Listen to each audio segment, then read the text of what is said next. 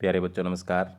आज की online class में आपका स्वागत है। प्यारे बच्चों, आज हम कक्षा 6 सामाजिक विज्ञान कार्य पुस्तिका के अंदर पुस्तक पृथ्वी हमारा आवास में अध्याय 8 भारत जलवायु वनस्पति तथा वन्य प्राणी के प्रश्नोत्तर हल करने वाले हैं।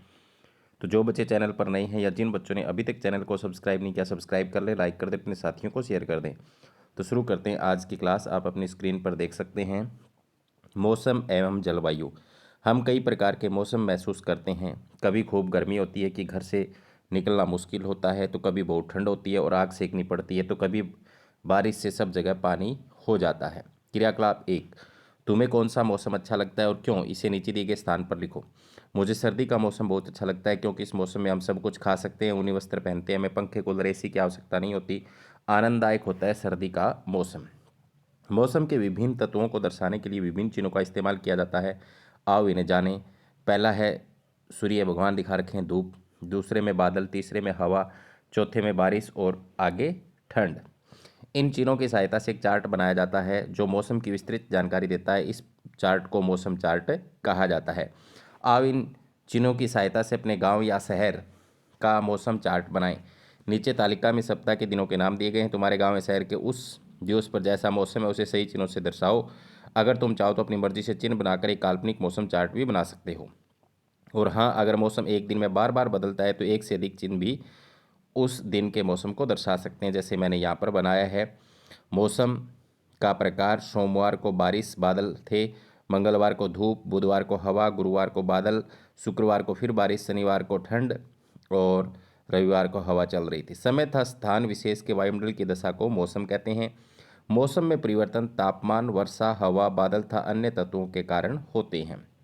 नीचे भारत के दो शहरों चंडीगढ़ और श्रीनगर का वार्षिक औसत तापमान दिया गया है। श्रीनगर एक पर्वतीय शहर और चंडीगढ़ एक मैदानी शहर। तापमान डिग्री सेंटीग्रेड में दिए गए हैं। चंडीगढ़ और श्रीनगर के जनवरी में 15.2 रहता है, चंडीगढ़ का श्रीनगर का 1.2, फरवरी में 18.2, 3.6। इस प्रकार से पूरी सारणी दी गई है। तालिका में देखकर उत्तर दो। जनवरी, मई, जून तथा दिसंबर के महीनों में दोनों शहरों का तापमान आपको लिखना है। तो आप सारणी को देखकर इस नीचे वाली सारणी को भर सकते हैं। तुमने देखा कि श्रीनगर का तापमान वर्ष के सभी महीनों में चंडीगढ़ से कम रहता है। क्या तुम इस अंतर का कारण जानते हो? अपने मित्रों से चर्चा करके ये कारण बिंदुओं के रूप में नीचे दिए गए स्थान पर लिखो। श्रीनगर तापमान कम होने से ठंडा रहता है। यह पर्वतीय क्षेत्र है, यहाँ बर्फ गिरती है, यहाँ हर समय मौसम ठंडा रहता है। इसके बाद में है समुद्र तल से ऊंचाई। समुद्र तल से ऊंचाई तापमान को प्रभावित करती है। जैसे जैसे हम समुद्र तल से ऊपर की ओर उठते जाते हैं वैसे वैसे तापमान घटता रहता है। यह तापमान हर 1000 मीटर पर 6 डिग्री सेंटीग्रेड कम होता है। इसे अंग्रेजी में नॉर्मल लेप्स रेट भी कहते हैं। यही कारण है कि श्रीनगर जैसे शहर साल भर ठंडे रहते हैं और लोग गर्मी के मौसम में यहाँ जाना पसंद करते हैं। पता लगाओ कि श्रीनगर कहाँ पर स्थित है। क्रियाकलाप 3, हम चंडीगढ़ के तापमान की तुलना मुंबई के तापमान से कर सकते हैं और साथ ही कुछ प्रश्नों के उत्तर दे सकते हैं। तो ऊपर चंडीगढ़ का जनवरी से लेकर दिसंबर तक का तापमान है, नीचे मुंबई का तापमान है। दोनों शहरों में अधिकतम सबसे ज़्यादा व सबसे न्यूनतम कम तापमान में अंतर पता करो। तो चंडीगढ़ का अधिकतम तापमान 33.3 है, न्यूनतम 15.2 है, अंतर 18.1 का है। मुंबई अधिकतम 29.7 और न्यूनतम 23.5 यानी अंतर 6.2 है। किस शहर में गर्मी मई जून में अधिक तापमान रहता है? तो चंडीगढ़ में रहता है।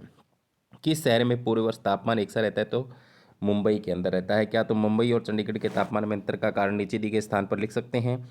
मुंबई जो समुद्र के निकट है, समुद्र चरम जलवायु परिस्थितियों को कम कर देता है, इसलिए तापमान सम रहता है, जबकि चंडीगढ़ में तापमान बदलता रहता है।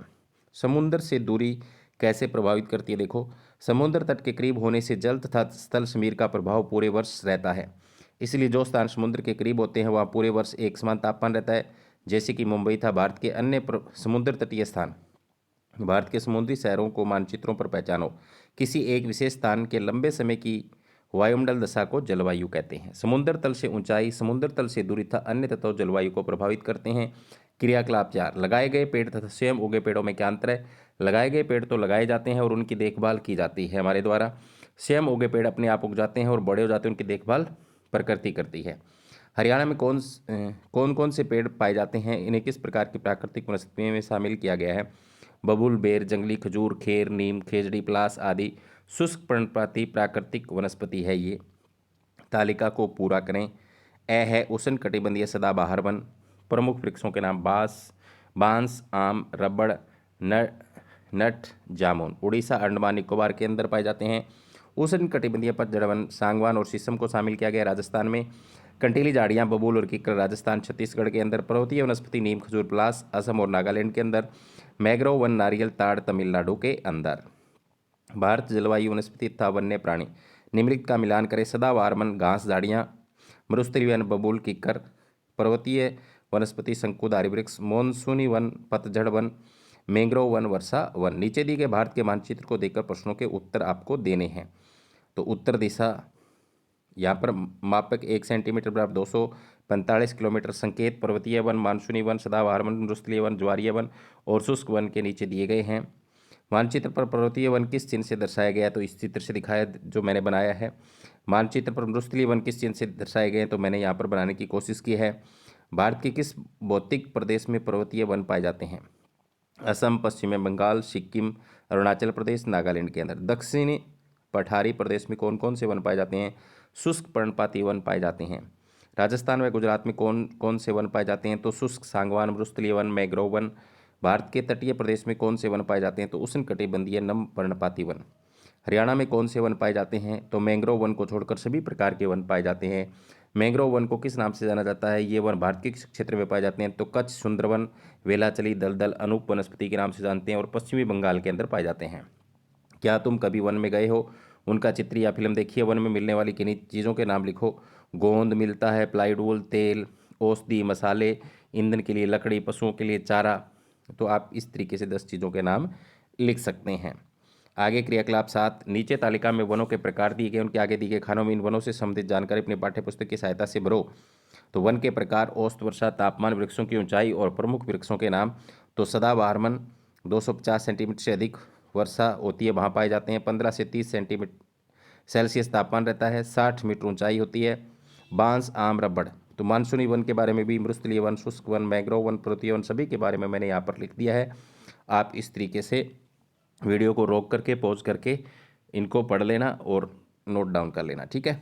आगे, वृक्षों से हमें कई लाभ होते हैं, अध्यापक की सहायता से उत्तर दो। किन वृक्षों की लकड़ी से फर्नीचर मिलता है? तो सागौन, शीशम, आम से मिलता है। किन वृक्षों से हमें औषधियाँ मिलती हैं? नीम, पीपल, तुलसी से। किन वृक्षों से के हम फल खाते हैं? तो अनार, आम, पपीता, आंवला, नींबू, संतरा आदि। किन वृक्षों से हमें गोंद प्राप्त होता है? तो बबूल, इंडिका से। कागज बनाने के लिए कौन कौन से वृक्ष उपयोग में लिए जाते हैं? चीड़, सनोबर, सप्रूस, बांस, नीलगिरी। रस्सी बनाने के लिए कच्चा माल किन वृक्षों से मिलता है? सप्रूस, बांस। नाव तथा जहाज बनाने के लिए किन वृक्षों की लकड़ी का इस्तेमाल किया? सागौन और महोगनी का। इसके बाद में है कारण बताओ। मरुस्थलीय वनों की पत्तियां कम, छोटी व कांटेदार क्यों होती हैं? ताकि वाष्पीकरण से पानी की हानि कम हो, यहाँ पर कम न हो की बजाय कम हो, न काट देना, और पौधे ज़्यादा दिनों तक जीवित रह सके हैं। मानसूनी वनों के वृक्षों की पत्तियां वर्षा आने से पूर्व झड़ क्यों जाती हैं? इनके